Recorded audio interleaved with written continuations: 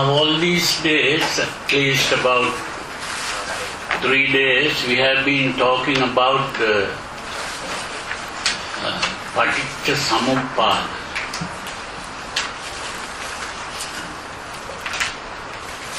We translated the word paticca samuppada as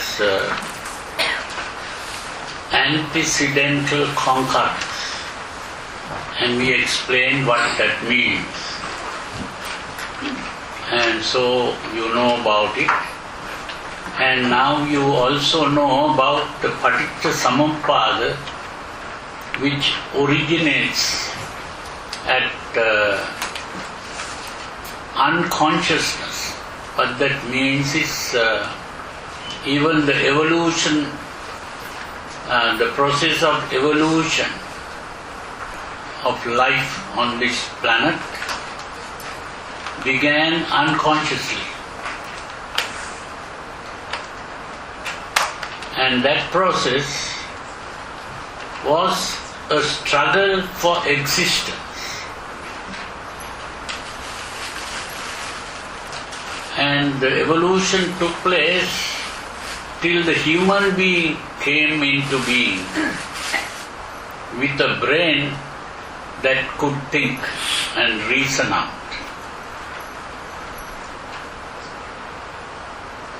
And it is this human being that began to evolve further until the Buddha came into being. And the Buddha stopped the struggle for existence, and therefore the process of evolution stopped at that point.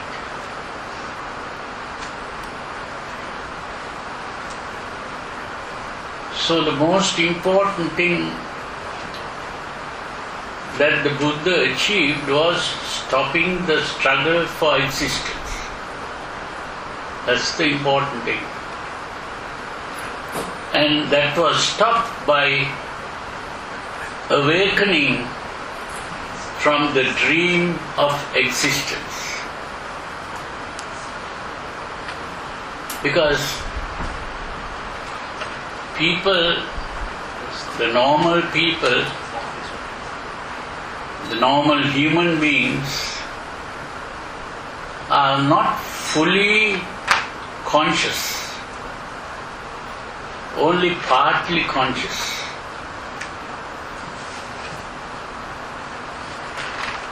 The whole animal kingdom or the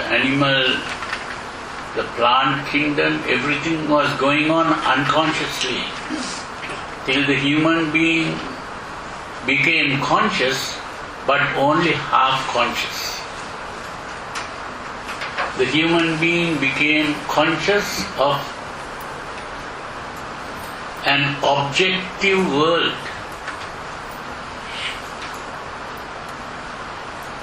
and a subjective self living in this world which is supposed to be existing. So it was the existence of a self in a world. That is what we normally are aware of. That is really the dream. We have not awakened from the dream and become aware that there is no real existence.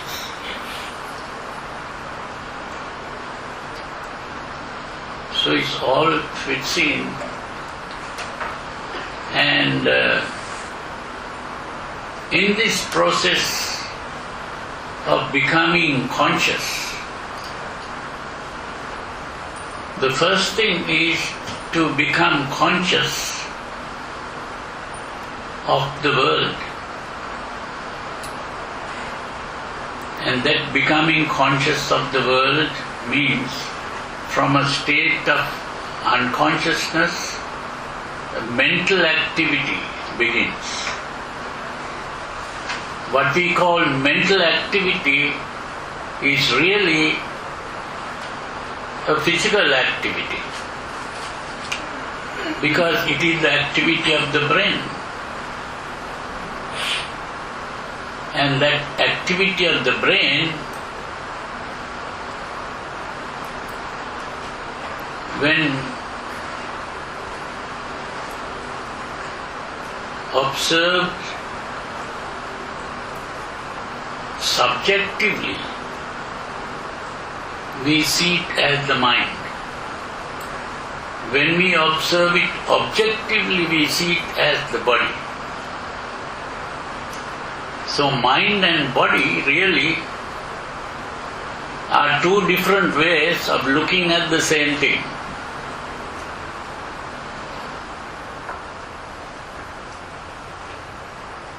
So,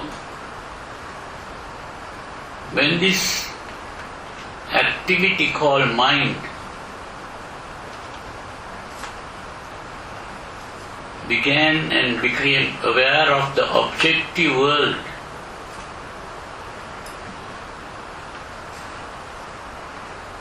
it was the emotional reaction to the sensation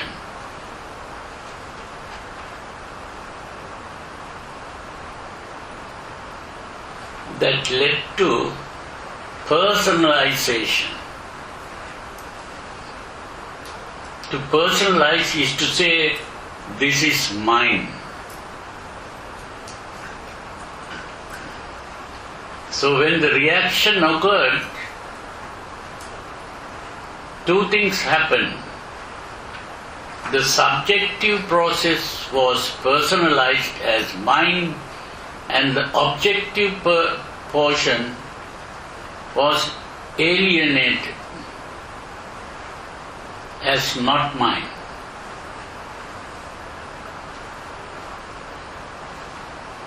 So the alienated part is what we call the world,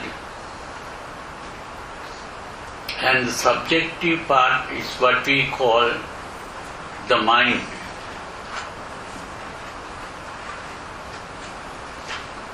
And by personalizing the subjective part as mine,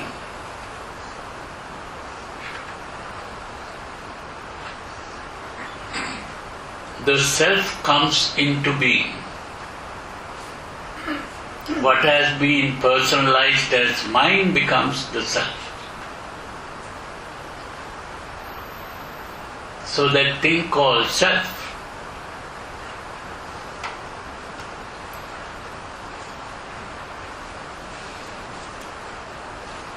is a construct,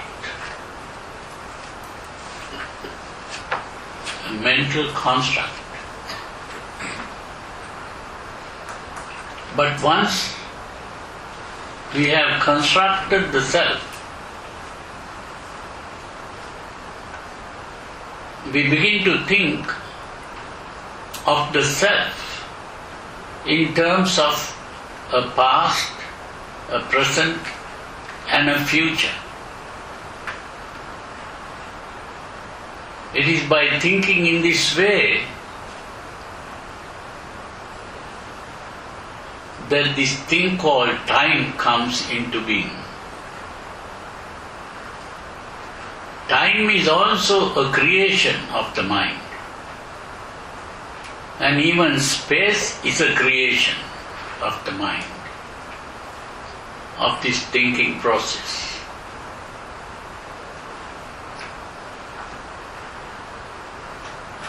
So when the past has been created, and because we personalize the body, even the body has been created by the thinking process.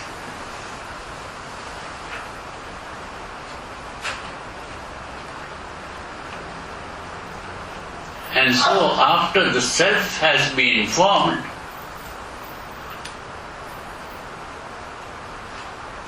birth of the self comes into being. Because the past is the birth and the future is death. And in between birth and death, there is what is called aging.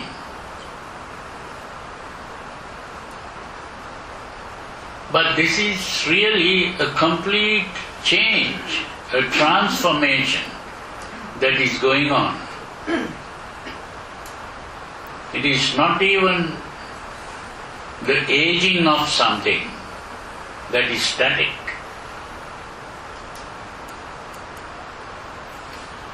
It was a complete changing. The boy or girl that is born as an infant is not the young man or woman who gets married. And this young man or woman who gets married is not the old man or woman who dies. They all changed. It's something that is changed. But we continue to think of a self that is permanently existing from the time we are born to the time we die. It's an illusion, a delusion. But because we begin to personalize the body, the aging and death of the body becomes a suffering.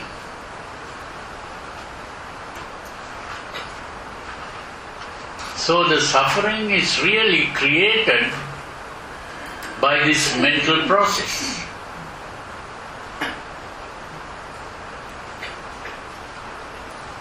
So the world is created by the mental process, the self is created by the mental process.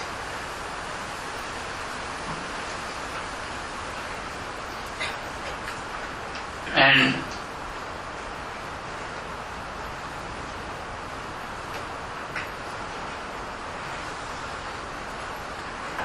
it is only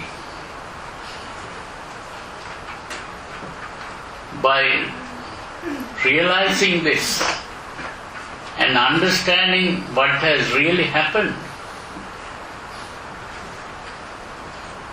that this suffering can come to an end.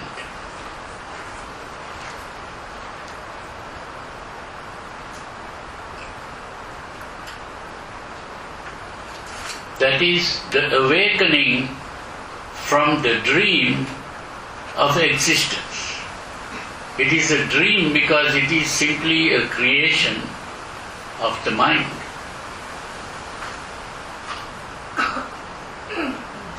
All dreams are not really existing things.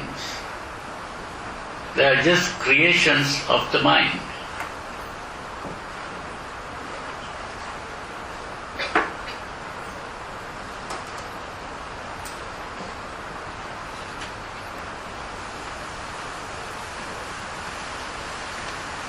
Now this is why the Buddha, after his awakening,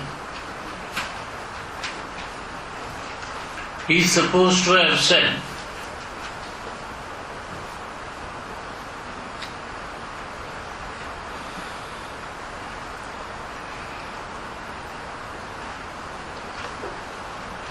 Aneka jati sansarang Sanda visang anibhisang gahakarakang gavesanto dukkha jati punah punah. What that means is, I have been traveling in samsara, being born, dying, again being born, again dying, again being born, again dying, and like that it was going on But during this samsara, I was searching for the creator of the world. There, the Buddha used the term Gahakaraka. Gahakaraka means house builder. What he called the house builder was the creator of the world. Why was he searching for the creator? To ask him to stop this. He wanted to stop this process that is going on, which is a painful process. Dukkha jati punah punah means it is very unpleasant and painful to be born again and again and to die again and again.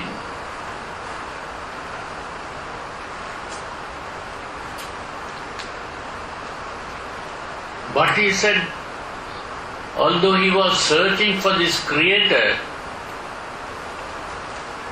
he couldn't find the creator.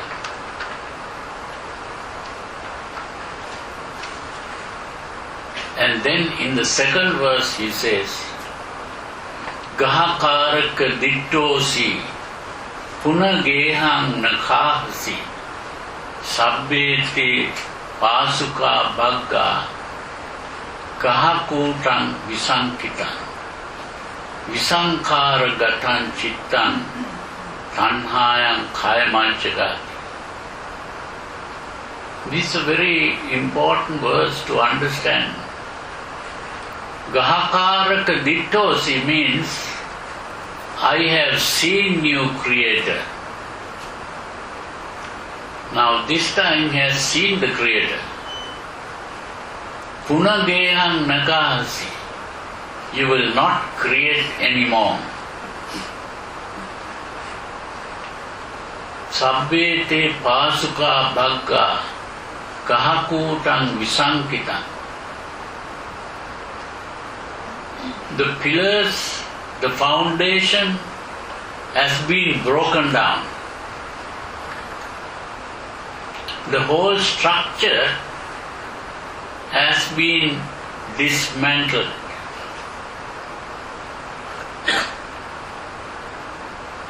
So he destroyed the structure altogether.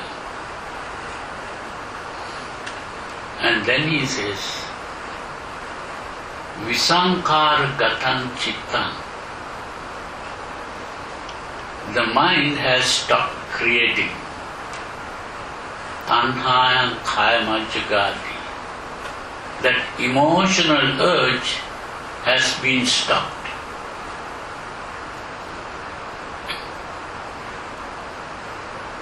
So it was this emotional urge and this whole process of perception that stopped this. And it is this process of perception that creates. So the creator was not someone outside. The creator was his own mind. He realized that the creator of the world is not someone in heaven, but it was his own mind that created the whole world as well as his own self. That is what the Paticca Samuppada or this antecedental concurrence is pointing out. How the world, the self and the suffering was created by your own mind. Not mind as an entity, but the mental activity.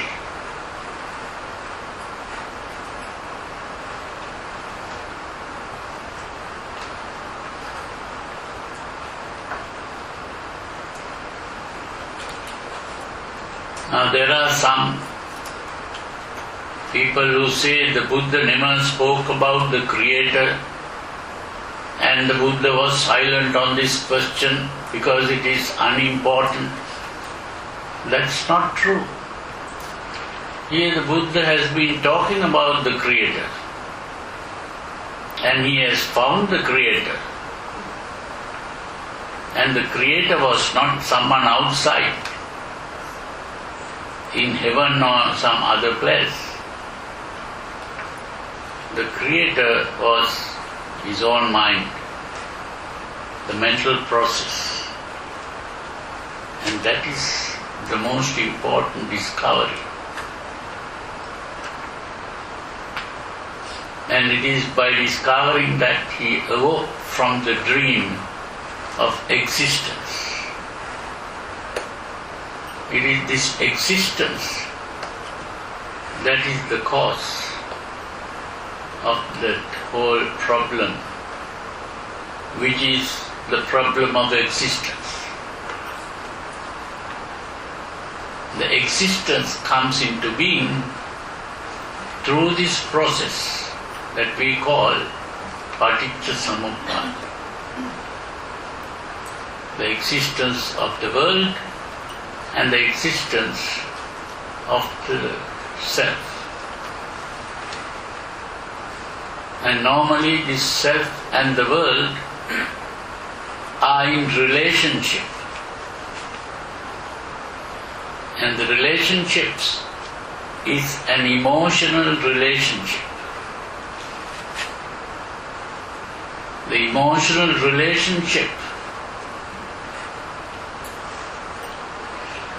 in the form of desire and attachment or hatred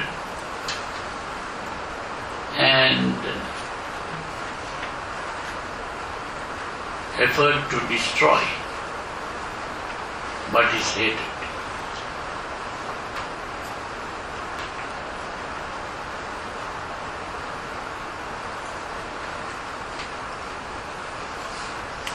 So, we have already discussed this. I am only repeating this so that you can remember what you've learned. But today we are going to talk about another subject, which is what we call nirvana, the goal of the Buddhist.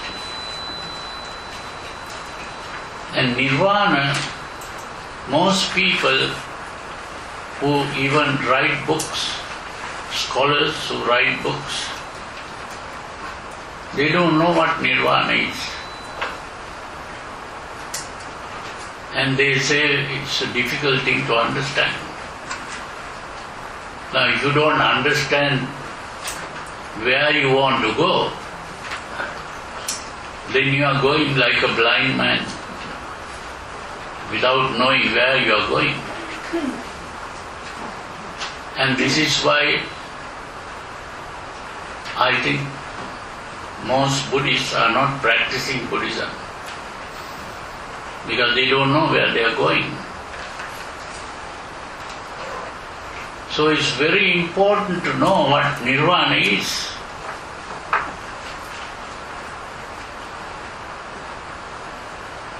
But of course, the Buddha pointed out that he was not teaching people to go somewhere. That's also very important to understand. We are not trying to go somewhere. That means we are not trying to go to nirvana.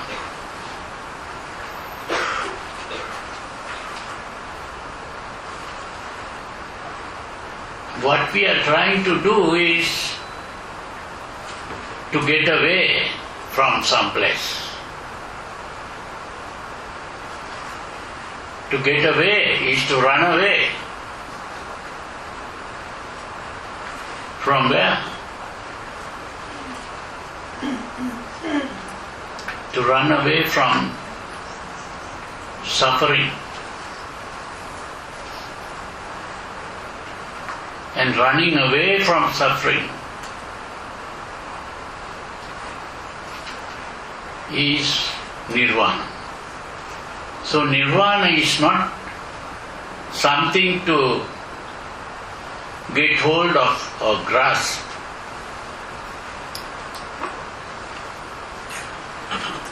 It is to be free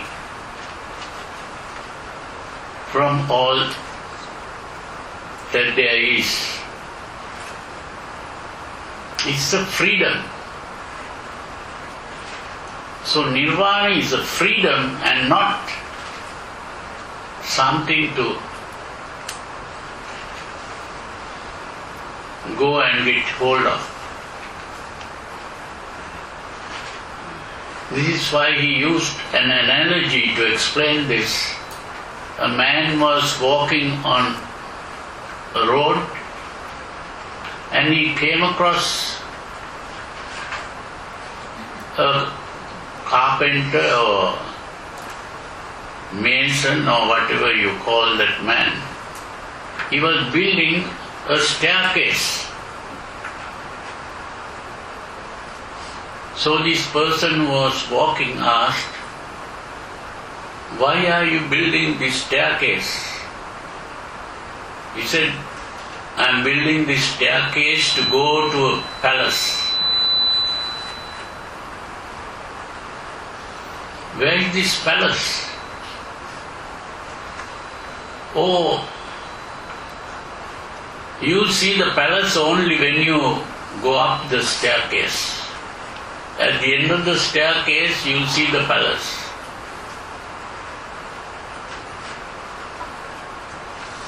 So he said, "Okay." Then you continue to build. And he walked further. And as he walked further, he came across another man also trying to build a staircase. So he asked, "What are you building this staircase for?" "Oh, I am building this staircase to come out of a palace."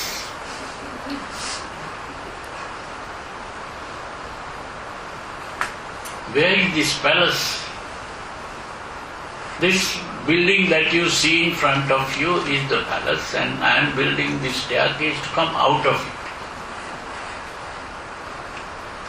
So the Buddha said, "This is how I teach the Dhamma. I am not teaching people to go somewhere, some unknown place." Now most people, most religions, they talk about going to heaven, which is an unknown place. No one has seen this heaven. But if you follow certain rules and regulations, then you go to heaven. That is what they call hope.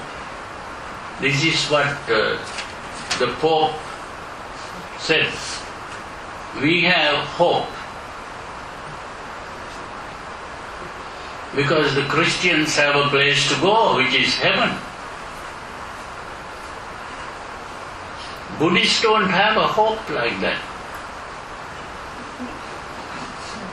They only want to die and die forever.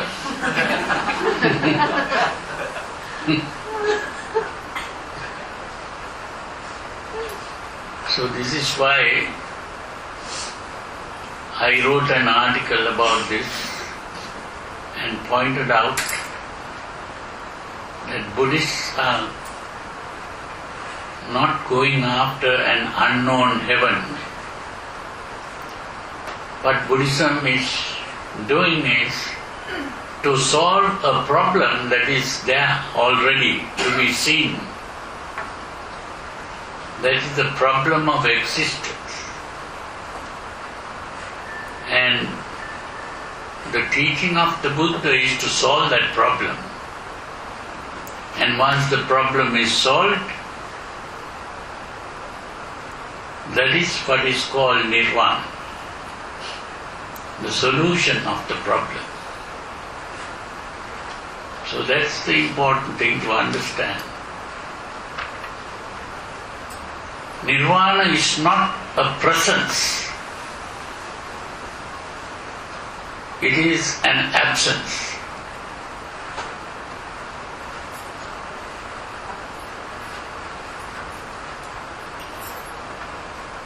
We are not seeking something present.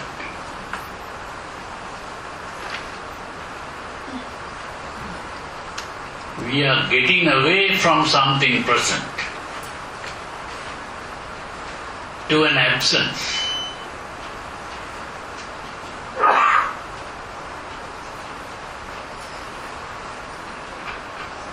We are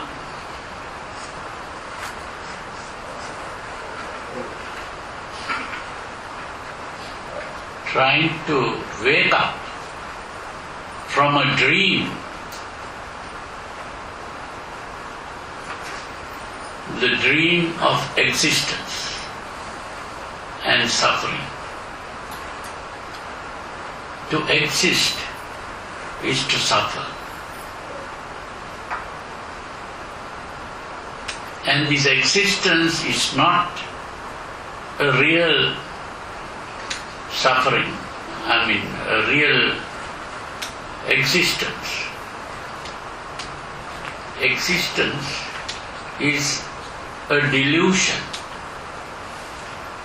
And this delusion, we have to get free of this delusion. And when we are free of the delusion of existence, then there is no death. If you don't exist, you cannot die. So it is only when we have awakened from this dream that we realize that there is no real problem here. The problem itself was a creation of this mental process, which was going in the wrong direction.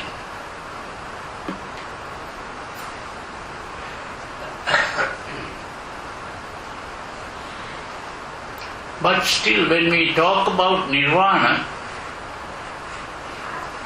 we can talk about nirvana in four main ways.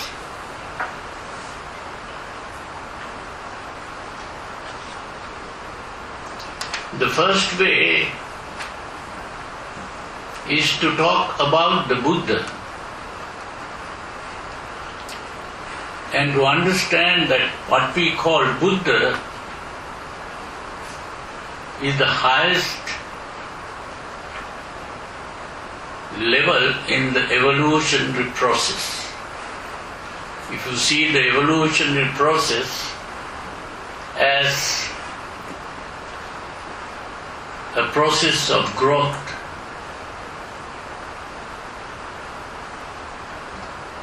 so the person who has grown to the highest point is the Buddha.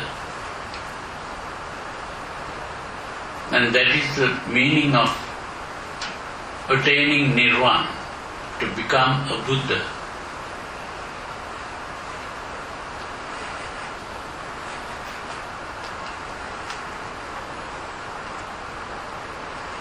That means that Buddha is a person. The word Buddha means the awakened one, not enlightened one. The awakened one means one who has awakened from the dream of existence.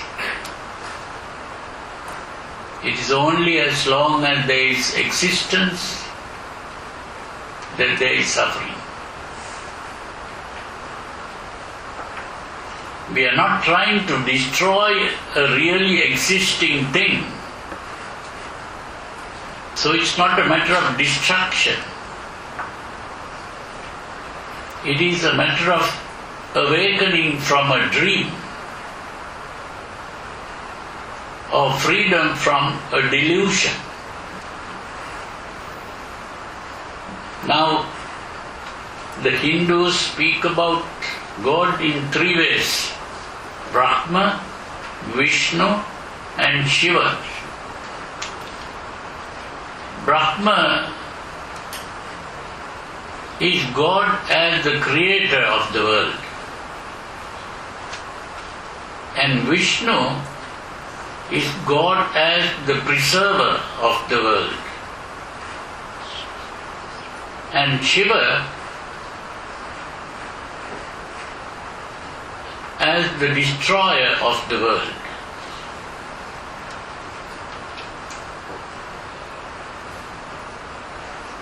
So that is very important to understand that. Now the Hindus think the Buddha was an incarnation of Vishnu. That means the Buddha becomes the preserver of the world. That is incorrect. Because the Buddha was not the preserver of the world, nor was he the creator of the world.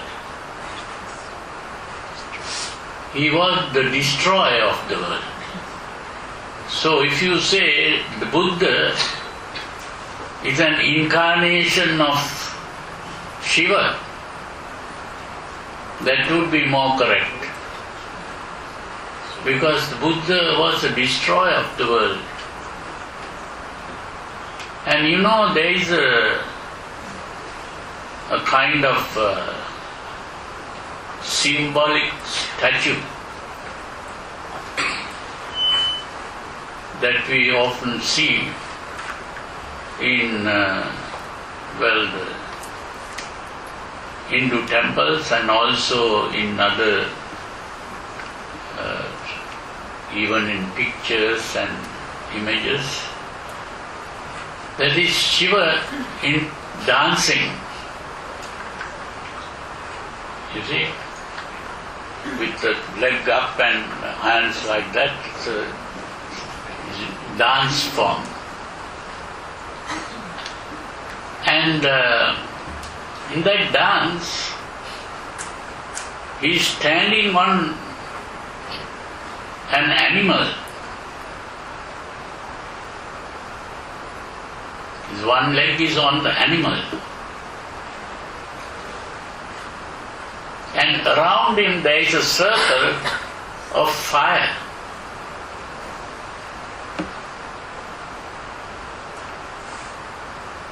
That means, really that is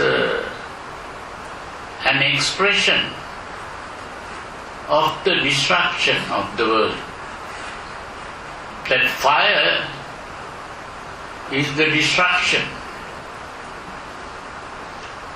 The world is being destroyed by his dance. And what is standing on the animal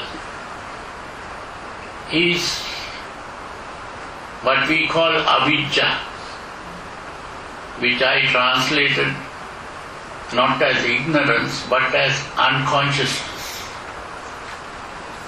So this is awakening from that dream of existence.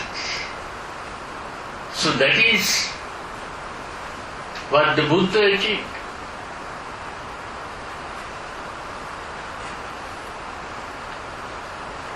You see, so Shiva is the real Buddha there. Not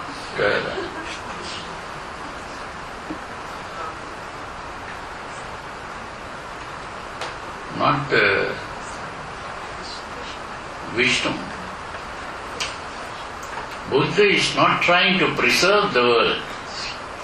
The Buddha is destroying the world. And the world is an illusion or delusion.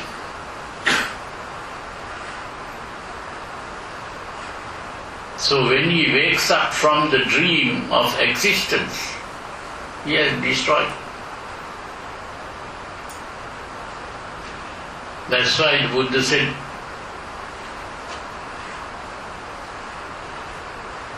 that building has been destroyed. Even the foundation has been destroyed. The mind has stopped creating. The urge to create is also brought to a stop. That is nirvana.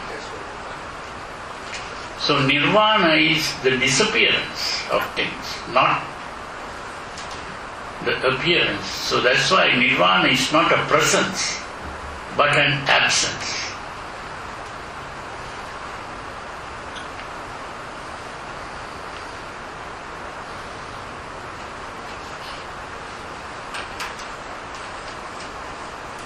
So this is one way of explaining nirvana.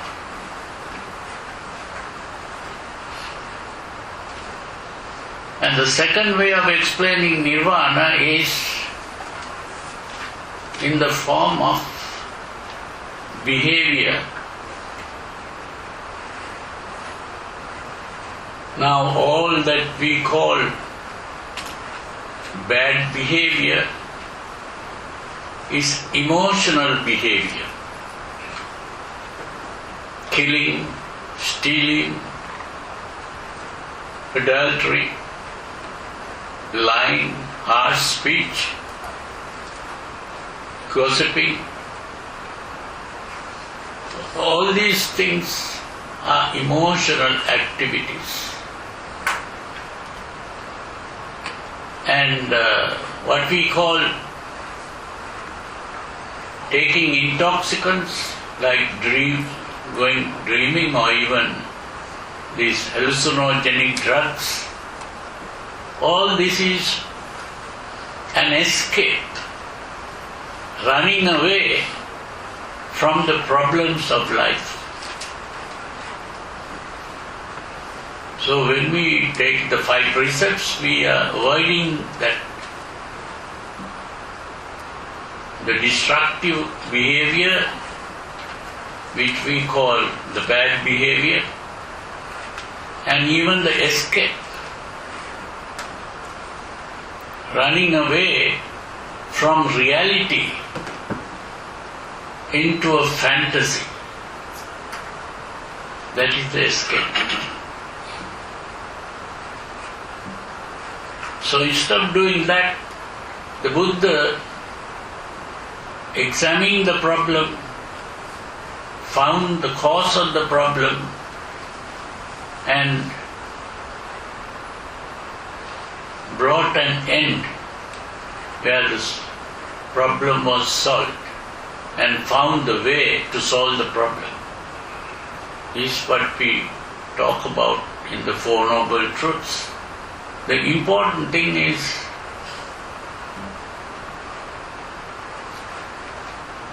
we are avoiding all that is bad and becoming good. So the Buddha is called Sugato. Sugato means Suk means good. Gato means to arrive at goodness. So he has become perfect in goodness. So nirvana can be seen as reaching the state of perfection in goodness. That is the second way of looking at nirvana.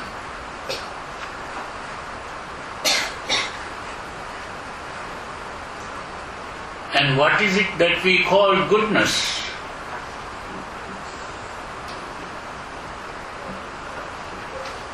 We always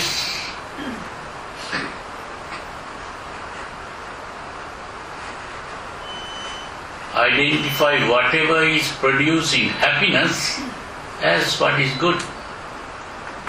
If you are happy, that is the goodness. But normally people They don't know what happiness is. Because people are naturally born with 5 senses, and through these 5 senses we experience 3 kinds of sensations: a pleasant, unpleasant, and a neutral sensation. So when we experience this pleasant, unpleasant and neutral sensations, we are attracted to the pleasant sensation, repelled by the unpleasant sensation, and the neutral sensation we are simply aware of something present, that is all. Present means existing. So the idea of existence comes from the neutral sensation. It is just there.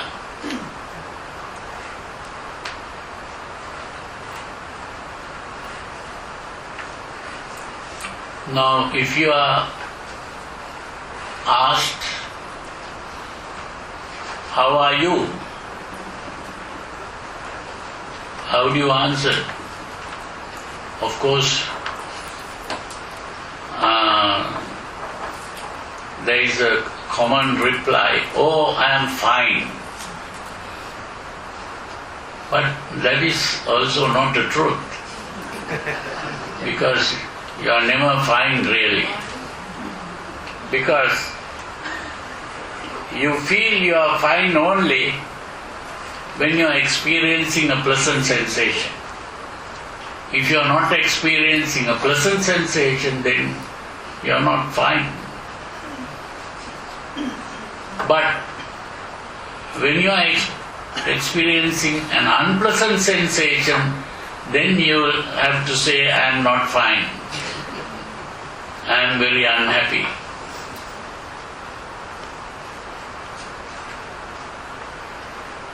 But if you are not experiencing a pleasant sensation or an unpleasant sensation, the sensation that you experience is just neutral, how do you answer?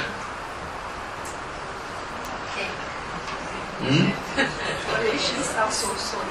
What? Relations. Yeah. Culturally, when you are asked and you don't feel pleasant or unpleasant, you say you're so-so. There you go.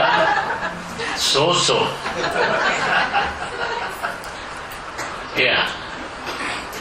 But what does that mean, so-so?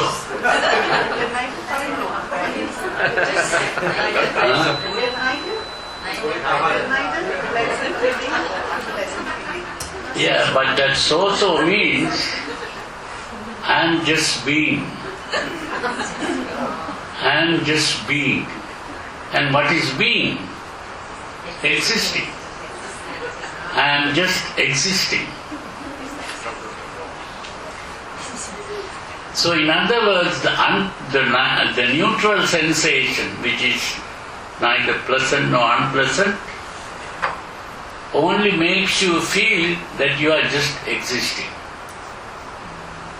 So the idea of existence is what the neutral sensation gives you.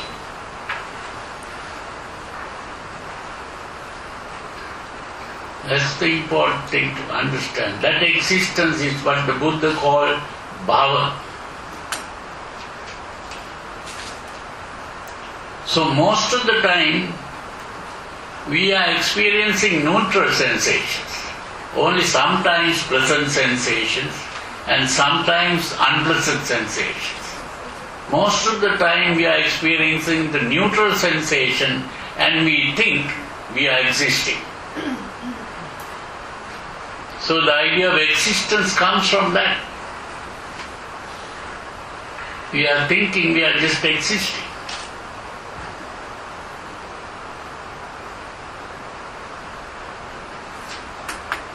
And what is existing? If you ask what is existing, well, I am existing. So the existence is also the I. So the I exists. And when the I exists, then sometimes I become happy, sometimes I become unhappy, and when I am not happy or unhappy, I am just being. So you see how the idea of self is coming from the neutral sensation. So it's very important to understand that that feeling of self really comes from the neutral sensation.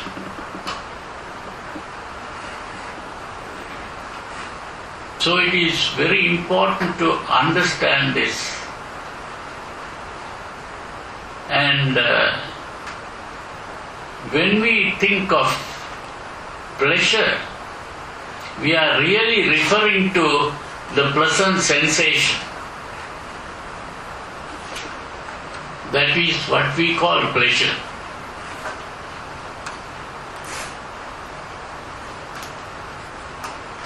And we hate unpleasant sensations, and we are trying to get away from the unpleasant sensation. And all the time we are going after pleasure and running away from pain. That is our life. All the time going after pleasure. And who is going?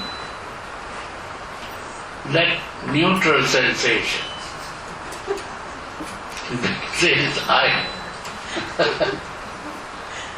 You see, this is what we call our life. But although we are running after pleasant sensations, we can't get pleasant sensations all the time.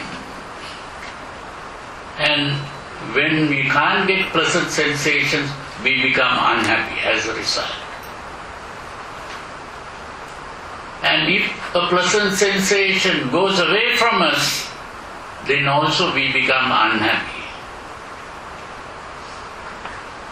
When an unpleasant sensation we meet, then we become unhappy. And if the unpleasant sensation is coming in the future, if we notice, then again we become unhappy. But when the unpleasant sensation is absent, we don't become specially happy because the unpleasant sensation is absent. Only when we have the unpleasant sensation and it goes away from us, then we become happy because unpleasant sensation is going away. So that is our normal life. But the Buddha pointed out, if you want to be really happy, you have to stop going after pleasant sensations and stop running away from unpleasant sensations. A mind that is not disturbed by pleasure or pain, the mind that is tranquil, that is the happy, peaceful mind, free from desires and hatreds. This is why the Buddha said, Puttassa loka dhammehi chittang yassa nakampati asokang virajang kemang etang mangalamuttamam. What that means is, if you can keep a mind that is undisturbed by the changing vicissitudes of life. That means the changing conditions which are gain and loss, fame and ill fame, praise and blame, pleasure and pain. Our mind is normally disturbed by these things. But if we can keep a mind that is undisturbed by these changing vicissitudes of life,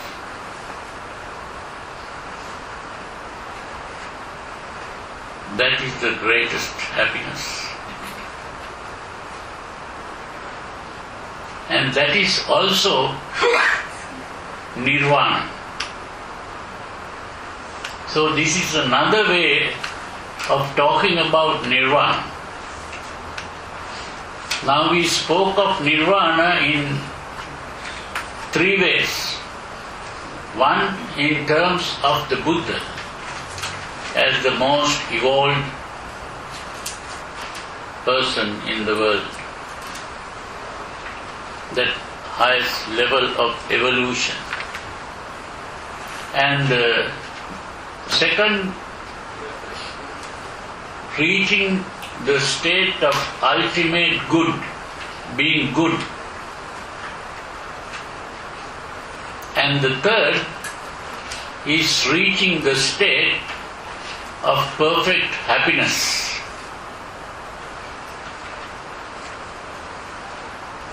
And now comes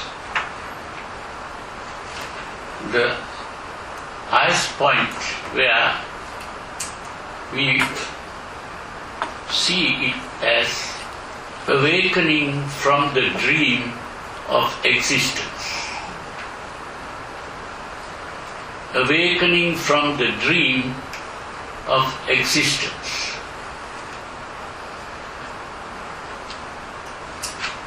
Because it is the idea of existence that makes us unhappy. I exist, and therefore I experience pleasure or pain. And I also experience death, which I don't like at all. Not only death, we don't like even to grow old. We don't like to fall sick, and we don't like to die.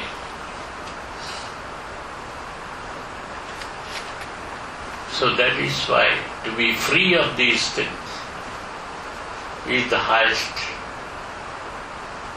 happiness, which is awakening from the dream of existence.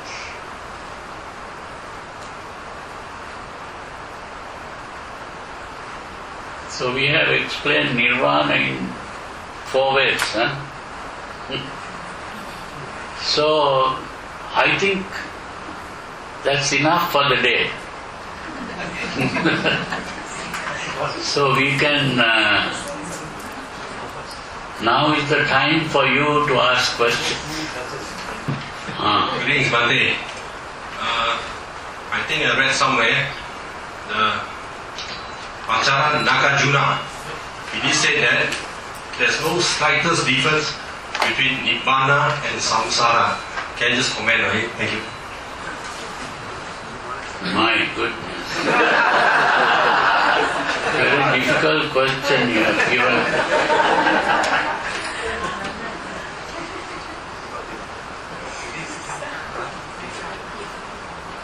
You see, why he was trying to say that was because he saw that whatever we think is existing is not existing. So, samsara itself is an illusion. There is no real samsara. So when you have seen this, then you have attained nirvana. So being in samsara and being in nirvana becomes the same. because he was talking about sunyata. Sunyata means emptiness.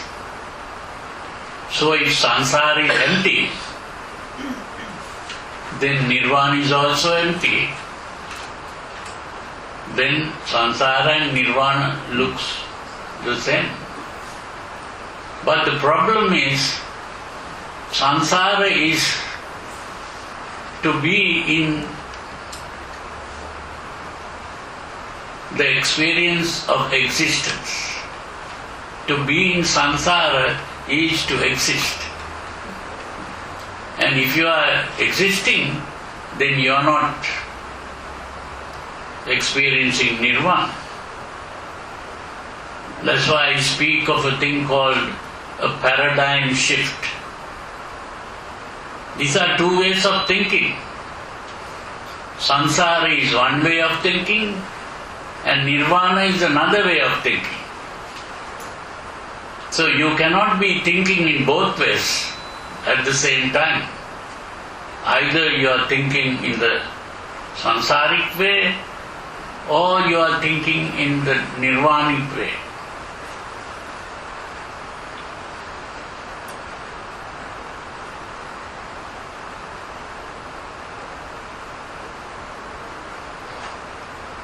Because he was thinking that it is possible to be in samsara and be thinking in the nirvanic way. That is not possible. But that is how he saw the whole situation. That is why I suppose he pointed out this in that way.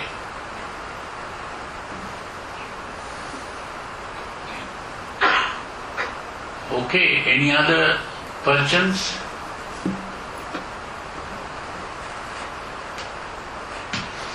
One day,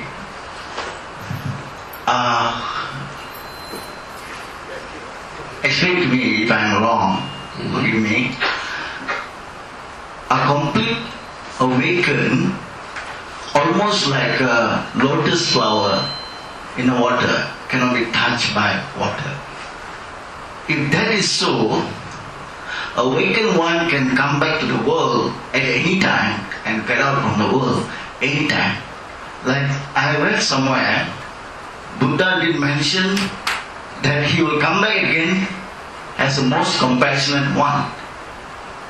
According to my studies, he came back as a Jesus Christ. Please explain.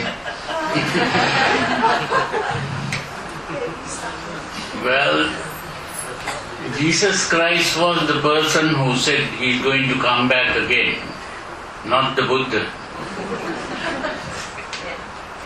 I read somewhere, Buddha did say, I'll come back within 500 years. No.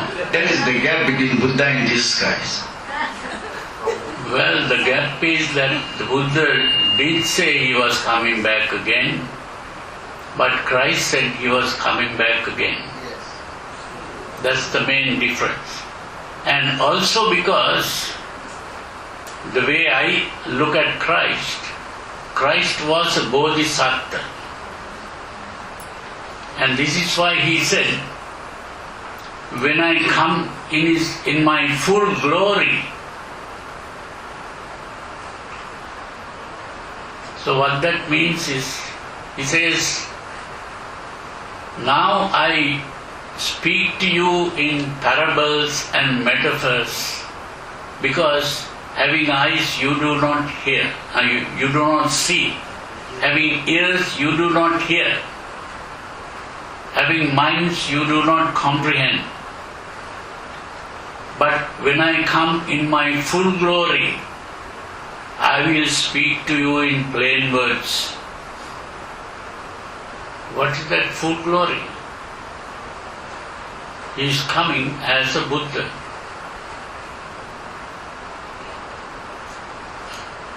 So he has been stating clearly that he was a bodhisattva.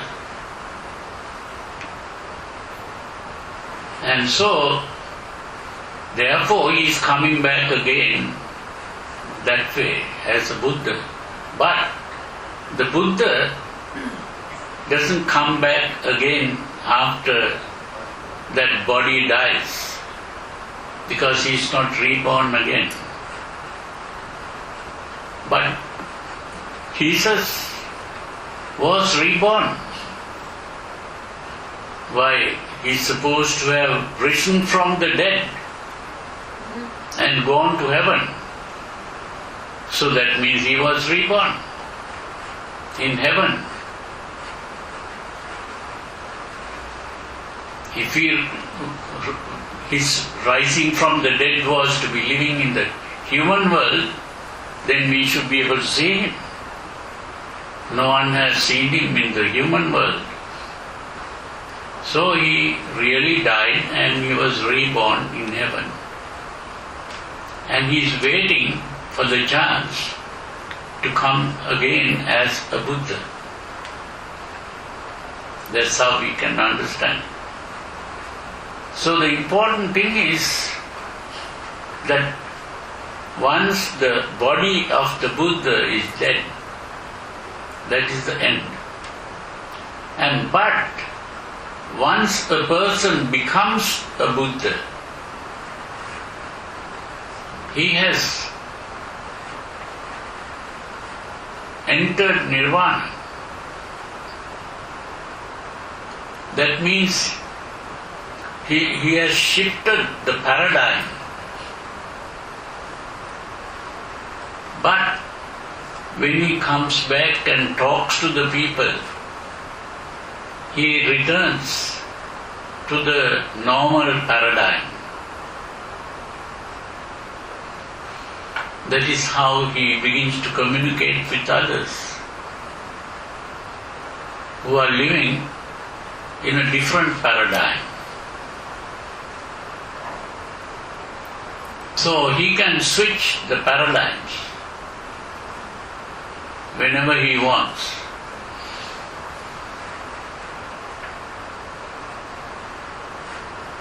Now the most wonderful thing is that recently the brain research has led to the realization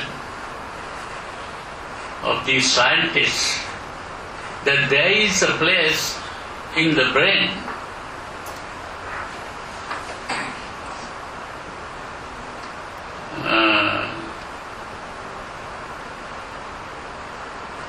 it's called the reticular activating system, some place in the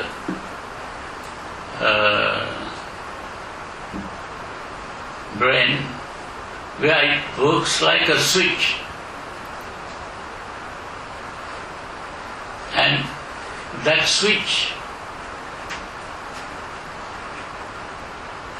can toggle between these two states,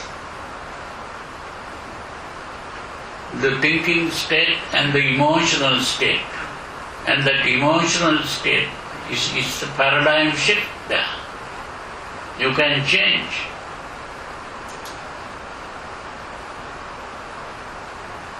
So becoming a Buddha is, of course, doing this consciously. The normal person does this unconsciously.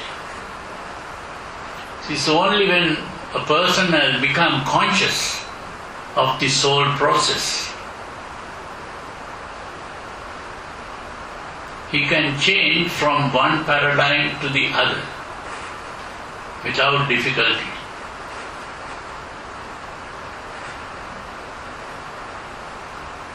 And also, you may have heard that there was this, during the time of the Buddha, there was a lady who lost her child, means the child died, and carried the child to the Buddha and asked the Buddha to bring the child back to life. So the Buddha said, he didn't say no.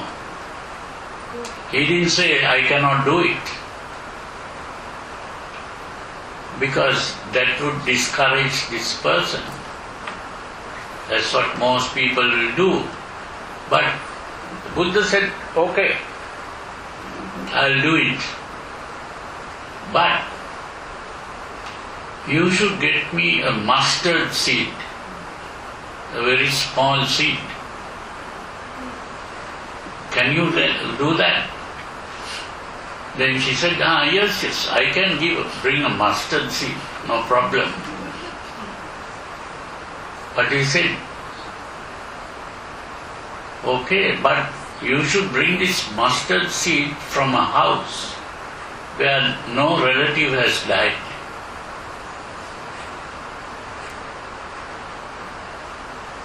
So she thought, this wonderful. The Buddha is going to bring back my child to life. So she went from one house to another. Every house they said, my father died, my mother died, my brother died, my sister died, my grandfather died, and all these things. Ultimately, she began to realize that every person has to die. No one can be free from death.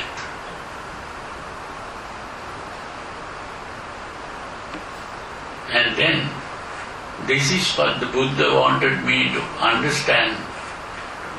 And so, threw away the child or the corpse of the child, maybe buried it or whatever she did, and came back to the Buddha.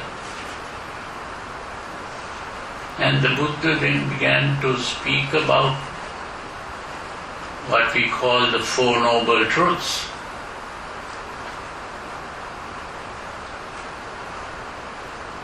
And I call it fourfold supernormal reality. So it's a supernormal reality because normal people don't like even to think about it or even understand it. It is only the supernormal people who are able to look at it clearly and understand it. So this supernormal reality, when she understood this, the paradigm shift occurred. And with that paradigm shift, all the suffering came to an end. So this is why it is very important to understand that these are simply two ways of looking at the same thing.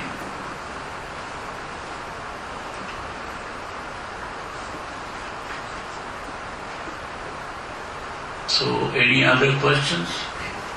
Yeah? Last time you said that Jesus Christ was Buddhist. Can you comment about that? What's that? Jesus Christ was Buddhist. Last time you said, old class. But can you comment about that? Well, Jesus Christ was not a Christian. Because Christianity is a Jewish interpretation of Jesus. Jesus was talking about Buddhism, not about Christianity.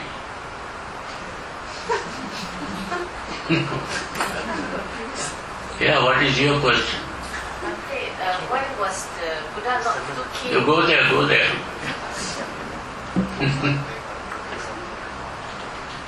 What's that? Bhante, why was the Buddha not too keen to ordain ladies initially? What the Buddha was? Was not keen to ordain the ladies initially. Ordain ladies. Bhikkhunis.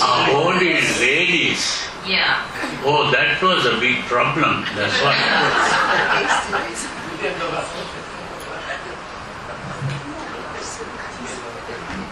Well,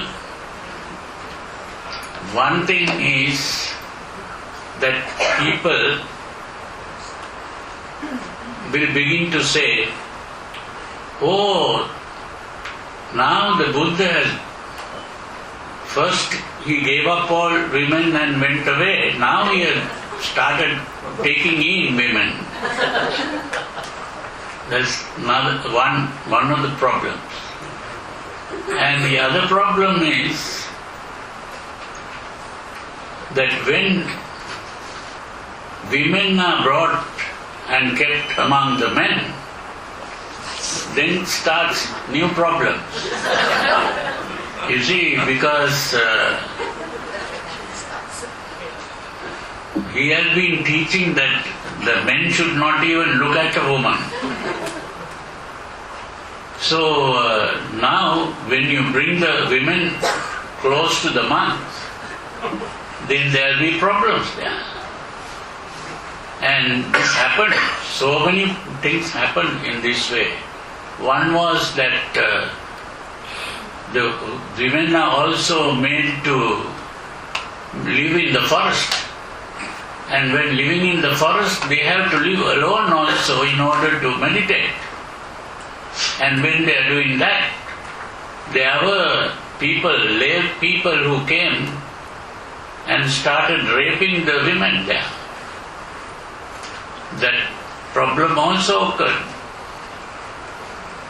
And then, if you put the woman in charge of a monk, then what happens?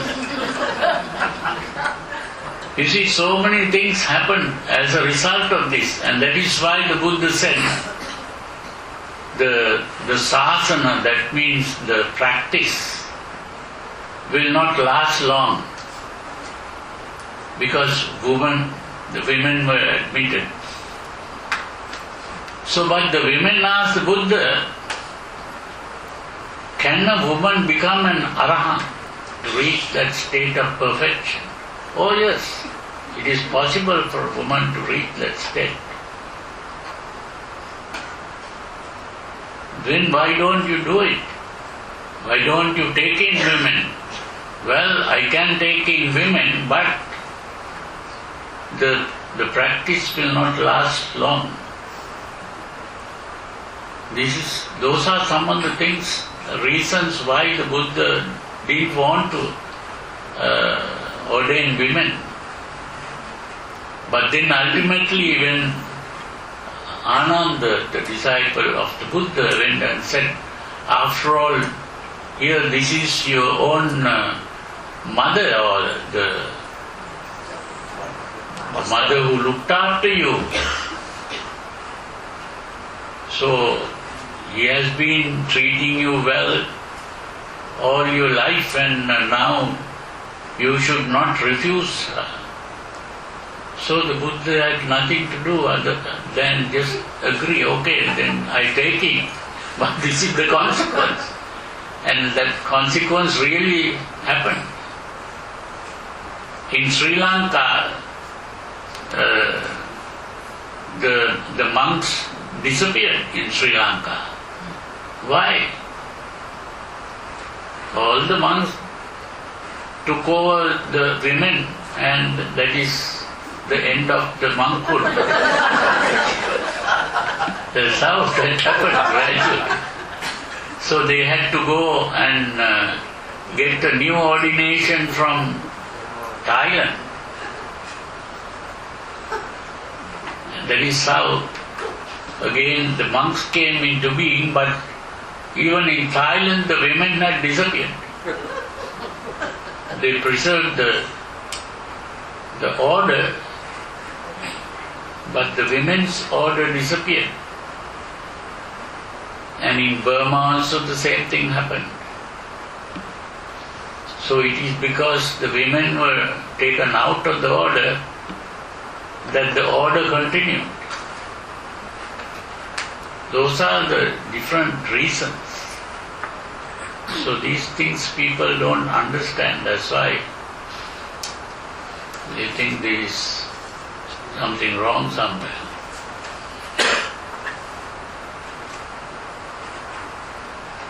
Any other questions?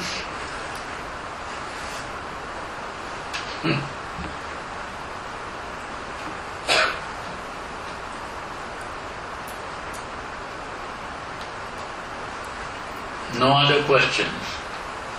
So that means you are enlightened now. Okay. Yeah? What? Just now, Yeah? you spoke about Jesus Christ, and you spoke about Jesus Christ is talking about Buddhism. Well, not as Buddhism as it is spoken today. He was trying to teach the people in Palestine and other places the teachings of the Buddha, but he never mentioned anything about the Buddha because the people were believing in God, you see. So he used the word God, but gave a different meaning to the word God. Because the Jews believed that God was the creator of the world. But Jesus didn't say that God is the creator of the world. What he called God was the goodness within a person. And what he called the devil was the evil within a person. That a normal human being is a mixture of God, good and evil. So in religious terminology, that means a normal human being is a mixture of God and the devil within. And so every religion is ultimately trying to get rid of the devil within and cultivate the God. And that is how ultimately the human being can become God when the devil is completely removed. So in that context, we see in this context, we view it as similar to his teaching Buddhism. Yeah. Because the Jesus one day, even in what is called the Sermon on the Mount, Jesus says, "Blessed are the peacemakers, for they shall be called the children of God." So when he said, "I am the Son of God," what he meant was that goodness, he has developed goodness within him. That is how he becomes the Son of God.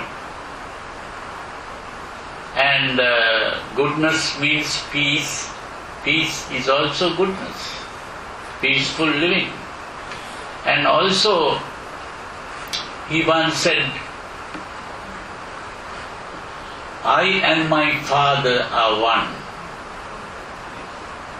So Jews took up stones to throw at him. So he said, through the Father in me, I have been doing a lot of good to you. For which good are you trying to stone me? So the Jews said, "We are not trying to stone you for any good that you did, but for the blasphemy against God. You being an ordinary man, you claim to be the Son of God. You are insulting God." Then he said, "If you want to know whether I am the Son of God, look at my actions, what I do. I do only good things, I don't do bad things." And he said, "You are the children of the devil, you are trying to kill me. You do what your father does." So there again, the Father and all that is simply the goodness within the person. So everywhere, if you read that, what is called the Gospels, you will see this way of thinking, which is not Christianity, that is Buddhism. Because once, when Jesus was healing some people on Sabbath day, these Jews tried to criticize him and said, "You are working on Sabbath day. That is a sin." Then he said, if a pig falls into a pit, are you going to take him out on Sabbath day? And then he said, my father never rested, and I shall not rest. Who is that father who never rested? He can't be the creator of the world who rested on the seventh day after creating the world in 6 days. He rested on the seventh day. That is what is called the Sabbath day. So he is saying, my father never rested.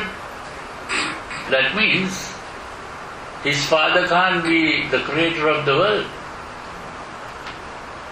You understand? So there are so many places where if you really examine that, you will see that he is not a Christian. He is not talking about Christianity.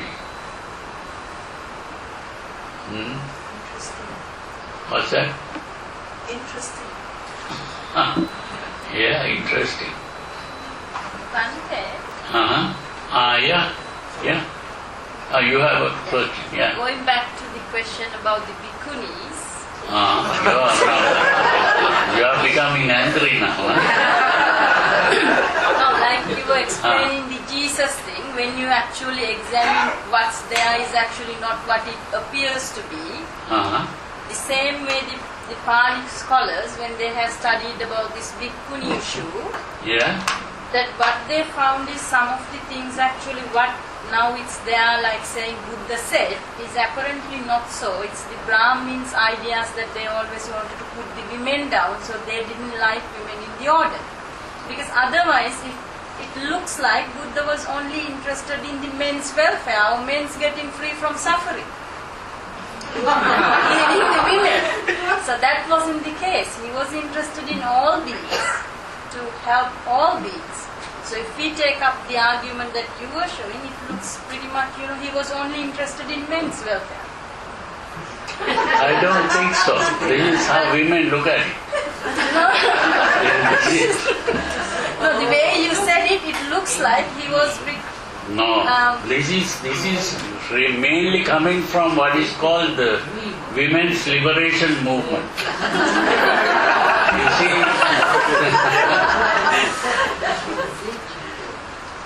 What was your problem?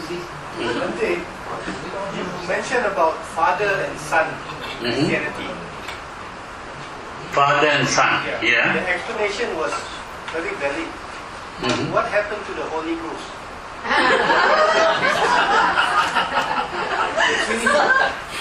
Father, Son, and Holy Ghost, right?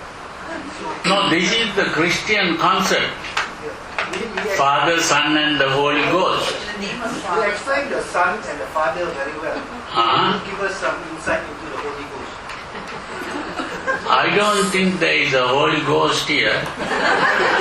The only Holy Ghost that this is the Christian way of thinking.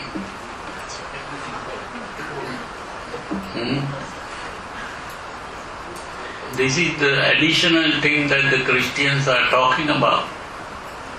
Now even they talk about three things called the mind, body and the spirit. And the spirit is again the soul. So the soul is some additional thing that they have to make use of in order to bring out their way of thinking. So those are the differences between Buddhist thinking and Christian thinking. So they have to bring in these two concepts, God and soul, which the Buddha is rejecting. But the Buddha uses the word God and interprets that as something else. That's why God is seen as a human ideal of perfection. And religion is the effort to realize that ideal of perfection, or to actualize the potential. That God is a potential that could be actualized in becoming a Buddha. So it means that it is possible for the human being to reach that state of perfection. And a person who has reached that perfection cannot be the creator of the world. That's what the modern philosophers are pointing out. How can the perfect God create an imperfect world? That's the main thing. To which they can't answer that question. They might give all kinds of illogical answers, but they cannot give a logical answer to that question. That's why the Buddha points out that the Creator is not the real God. It is the human being who can reach that state of perfection. And when the human being reaches the state of perfection, this is why even in the Buddhist temples, they have pictures of the devas coming and paying respects to the Buddha. So a Buddha rises above the heavenly beings. So that is why he becomes greater than all the gods. That's why he is also called Devati Deva. That means the God of the gods. So that the word God is used in another sense there. So, I have another question. Very short. Yes, it's short. I really feel good to hear you talking about Jesus was not a Christian. Because that was what You are a Christian. I was. You are. Good. So, when you say I feel so good, because this was some of the things that I used to tell my Christian friend, that Jesus did not come and preach Christianity. Christianity existed only after he died. He came to preach a message, and the message was so related to Dharma. This was what Buddha was talking about. That's right. So from that, what I understand will be my understanding. Same thing with Buddhism. Buddhism was not an existence until Buddha passed away. It was man who created Buddhism as a identity. Am I right to understand that? The same thing with Christianity. Well, I won't accept it fully, but I can accept it halfway. Because what is called Buddhism today, which comes in the form of Theravada and Mahayana and Vajrayana and all those things, that is not the real teaching of the Buddha. But the real teaching is there, which is different from the modern kinds of Buddhism. And so, it is possible to arrive at the original teachings. And that is what I made a great effort to do. I spent almost all my life trying to get at the original teachings of the Buddha. So what I teach now is not Theravada or Mahayana or Vajrayana or any of those things. What I am talking about is the original teachings of the Buddha as I found it. I may be wrong, but still, this is what I have found. So if you like it, you can accept it. If you don't like it, you can reject it. You are free to do whatever you want with it. But when you hear that teaching, if it is right, then you will see that that is the right way to think. That's all. So any other questions? No more questions, huh? Oh, you have one. Monday, in talking about the devil, in Buddhism there's a term Mara. Yeah. What is Mara? Is it a personalized evil deed in your mind? It's a metaphor. Thank you. It is a metaphor, yeah. Because Mara and Brahma, these are two words that the Buddha used. Brahma is the word he used for God with the capital G, and Mara is the devil. So these are just symbols or symbolic ways of presenting the idea of good and bad.